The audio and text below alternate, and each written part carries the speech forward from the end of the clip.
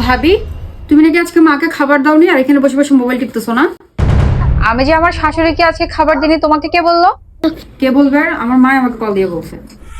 বছরে 365 দিনের মধ্যে আমি একটা দিন খাবার দিনে সেটা তোমার কানে পৌঁছে গেছে। কিন্তু কিন্তু সারা বছর ধরে যে আমি সেবা যত্ন করে আসছি, আমি খাবার দাবার দিয়ে আসছি, সেটা শুনান তো তোমাকে কখনো করেনি। কি কি সমস্যা আমাকে বলো।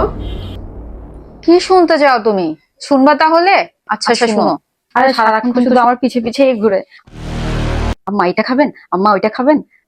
আর আমার মেয়ে যখন আসে তখনও তো আমার মেয়ের পিছনে চরকার মতো করে ঘুরে, এটা দিব না এটা দিব, কোনো কাজে ফেলে রাখে না, টাইম মতো করে ফেলে। আবার যাই বলিস না কেন, আমি কিন্তু ফ্রিতে ধরতে গেলে একটা কাজের মেয়েই পেয়ে গেলাম। পৃথিবীতে কেউ পরিপূর্ণভাবে কেউ তৈরি হয়নি, আর মেয়েরা মায়ের পেট থেকে কিন্তু সব শিখে আসে না।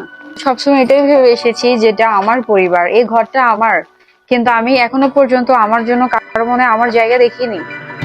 আর এই ঘরের কোনো একটা কোনায়ও পর্যন্ত আমার কোনো অধিকার নেই। আমি আসলে আপনার কথা না শুনে আপনাকে উল্টা ভুল বুঝেছি আমি। মা, আসলে তুই দেখ না, তোর ভাবি আজকেও আমাকে খেতে দেয় নাই। হয়েছে মা, চুপ করো আর মিথ্যা বলতে হবে না।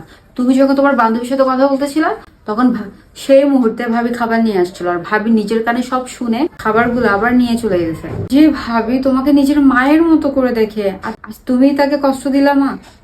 মা, সম্পর্ক শুধু সেবা যত্নে না মা, মা সম্পর্ক আগায় ভালোবাসায়। আরেকটা কথা শুনে রাখো মা, তোমার বয়সকালে কিন্তু ভাবি তোমার পাশে থাকবে, তোমার মেয়ে না কিন্তু। বৌমা, বৌমা, আমার অনেক বড় ভুল হয়ে গেছে বৌমা, আমাকে মাফ করে দাও। আম্মা, এভাবে বলে আমাকে গুনার ভাগীদার করবেন না আম্মা।